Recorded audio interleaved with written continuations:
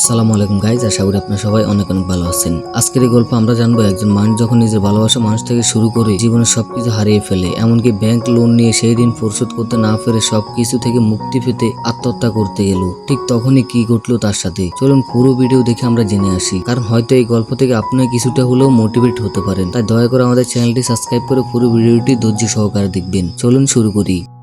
মুভির শুরুতে দেখা যায় শহর একটি ব্রিজ থেকে নদীতে লাফ দেওয়ার জন্য একজন লোক প্রস্তুতি নিচ্ছে, আর এই লোকটির নাম হচ্ছে হেজি। পরের সিনে তাকে দেখা যায় নদীর পাড়ে অজ্ঞান হয়ে পড়ে আছে। এরপর তার জ্ঞান ফিরে আসলে এদিক ওদিক ছুটতে শুরু লাগলো। অর্থাৎ হেজি আত্মহত্যা করার জন্য নদীতে লাফ দিলেও সে বেঁচে গিয়েছে, আর এখন সে ফিরে যেতে চায় বাঁচার জন্য। কিন্তু হঠাৎ করে তার বেঁচে থাকার উৎসাহ জেগে উঠে মূলত শহর একটি ভবনে এই লেখাটি দেখে। কিছুক্ষণ পর সেই নদীর উপর দিয়ে একটি যাত্রীবাহী জাহাজ চলতে দেখা যায় এবং হেজি আনন্দের সাথে সেই জাহাজের দিকে হাত দিয়ে ইশারার মাধ্যমে ডাকতে থাকে তাকে উদ্ধার করার জন্য।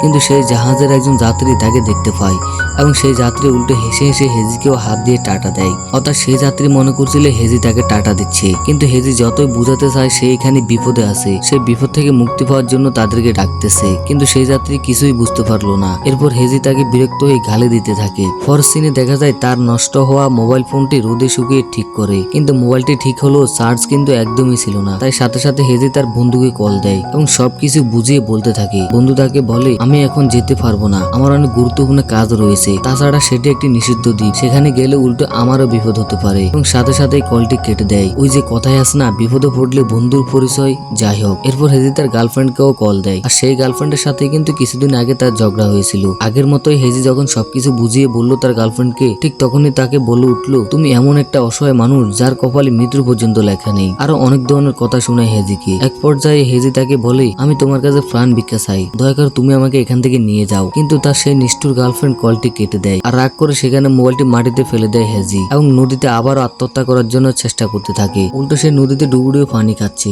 আত্মহত্যা তো পরেরই কথা। যাই হোক, এরপর নদী থেকে উঠে সে দ্বীপের ভিতরে প্রবেশ করে গলায় ফাঁসি দেওয়ার জন্য প্রস্তুতি নিচ্ছে আমাদের হেজি। ঠিক তখনই হঠাৎ করে শহর থেকে একটি সাইরেনের শব্দ বেজে উঠে, আর এই শব্দ 2 বছর পর পর বেজে উঠে। সাইরেনের শব্দ শোনার সাথে সাথে যে যেখানে যেভাবেই থাকুক সে সেখানে সেভাবে দাঁড়িয়ে থাকতে হবে, এটি তাদের দেশের একটি নিয়ম। এই শব্দ শেষ হওয়ার জন্য হেজি অপেক্ষা করার পর দেখা যায় গলায় ফাঁসি দিচ্ছে, কিন্তু সেখানেও সে ব্যর্থ।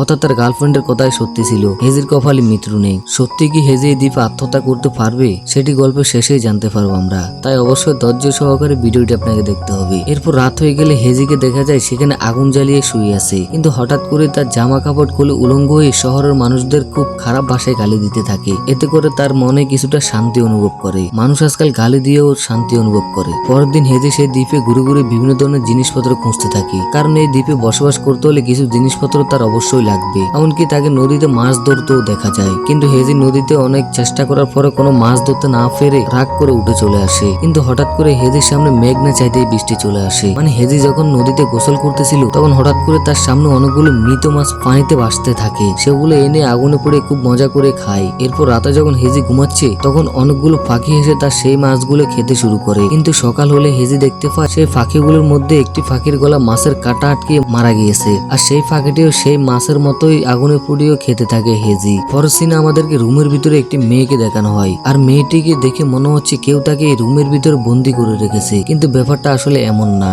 এই মেয়েটি ইচ্ছে করে এই রুমের ভিতরে 6 বছর যাবত রয়েছে, অর্থাৎ 6 বছর ধরে এই রুম থেকে 1 সেকেন্ডের জন্য বের হয়নি। আর এই রুমের ভিতরে মেয়েটি বসে বসে সব ধরনের কাজ করে, ঘুমায়, ব্যায়াম করে, এমনকি খাওয়ার সময় হলে তার আম্মু এসে তার জন্য দরজার সামনে খাবার রেখে যায়, কারণ মেয়েটি তার ফ্যামিলির কারোর সাথেও দেখা দেয় না। সেই মেয়েটির একটি কম্পিউটার ও একটি ক্যামেরা রয়েছে, ক্যামেরা দিয়ে মেয়েটির ছাদের ছবি তোলে, এমনকি তার একটি ওয়েবসাইটও রয়েছে, সেখানে সে তার সবকিছু শেয়ার করে। গাইজ, এই মেয়েটির কোনো নাম না বলার কারণ হচ্ছে এই মুভিতে তার কোনো নাম দেওয়া হয়নি, যার কারণে আমরা গল্পের ভিতরে তাকে কোনো নামেই ডাকতে পারতেছি না। যাই হোক, একদিন হঠাৎ করে থেমে যাওয়া শহরের ছবি তুলছিল মেয়েটি, আর যখন তার ক্যামেরাটি সেই দ্বীপের দিকে ঘুরালো ইংরেজিতে লেখা একটি হেল্প লেখা দেখতে পাই, আর এটি আমাদের হেজি লেগেছিল। এরপর মেয়েটি ক্যামেরা দিয়ে খুঁজতে থাকে এই দ্বীপে কেউ আছে কিনা। একটু পর হেজিকে দেখতে পাই, সে আবারও ফাঁসি দেওয়ার জন্য চেষ্টা করতেছিল। এটি দেখে মেয়েটি ভয় পেয়ে তার রুমের সব দরজা জানালা বন্ধ করে দেয়। এরপর আবার মেয়েটি রাতের অন্ধকারে হেজিকে দেখতে থাকে। তার কর্মকাণ্ড দেখে মেয়েটি ভাবে লোকটি কেন আত্মহত্যা করতে চেয়েছিল, আর এই নিষিদ্ধ দ্বীপেই বা কিভাবে গেল। এমনকি মেয়েটি হেজির হেজির উপর সবসময় নজর রাখতে শুরু করলো। তারপর হেজি হঠাৎ করে সেই দ্বীপে একটি নুডলসের প্যাকেট দেখতে পায় এবং তার নুডলস খেতে মন চায়। তবে হেজি খুব ভালো করেই জানে খেতে মন চাইলেও সে এখানে খেতে পারবে না। তারপর রাতে সে ঘুমাতে গেলে স্বপ্ন দেখে নুডলস খাচ্ছে। এরপর সকালে ঘুম থেকে উঠে হেজি নুডলস তৈরি করার জন্য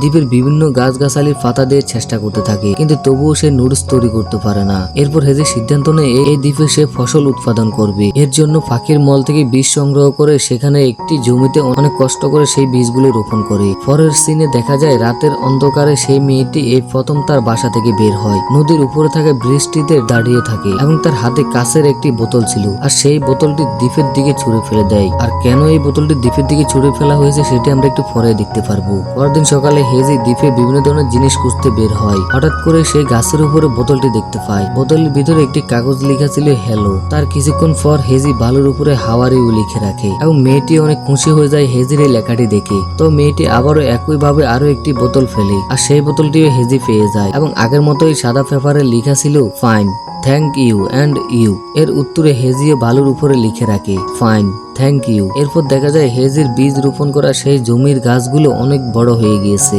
এমনকি শস্যও দেওয়া শুরু করছে। এসব দেখে হেজি অনেকটা আত্মবিশ্বাস ফিরে পায়। এরপর সেই মেয়েটি একজন ডেলিভারি ম্যানের মাধ্যমে হেজির জন্য সেই দ্বীপে অনেকগুলো খাবার পাঠায়। হেজি এসব খাবার দেখে কিছুটা অবাক হয়ে সেই ডেলিভারি ম্যানকে জিজ্ঞেস করে কে পাঠিয়েছে এই খাবার, আর সেই ডেলিভারি ম্যান হেজিকে বলতে থাকে যিনি এই খাবার পাঠিয়েছে তাকে আমিও চিনি না, কারণ মেয়েটি ডেলিভারি ম্যানের সামনে যায়নি, তার রুমে থেকেই সবকিছু বুঝিয়ে বলেছে। খাবারগুলো রেখে যখন ডেলিভারি ম্যান সেখান থেকে চলে আসতে শুরু করলো তখন হেজি পিছন থেকে এসে খাবারগুলো ফিরিয়ে দেয়। অর্থাৎ হেজির খাওয়ার ক্ষুধা ও ইচ্ছে দুটোই থাকা সত্ত্বেও খাবারগুলো রাখেনি। আর এই সবকিছু মেয়েটি দেখতে থাকে। কিছুদিন পর হেজি রোপণ করা সেই গাছগুলো থেকে অনেক শস্য সংগ্রহ করে হেজি এবং সেই শস্যগুলো দিয়ে নুডলস তৈরি করার জন্য প্রস্তুতি নেয়। কিছুক্ষণ পর আমরা তাকে সেই নুডলস রান্না করতে দেখি এবং সেই নুডলস খেতে খেতে হেজি কান্না করে দেয়। আর এটি ছিল তার খুশির কান্না, কারণ আমরা আগেই দেখেছি হেজি নুডলস খাওয়ার জন্য কতটা পাগল ছিল। অবশেষে সে তার স্বপ্নটা পূরণ করতে পেরেছে, আর এর জন্য তাকে কিন্তু অনেক পরিশ্রম করতে হয়েছে।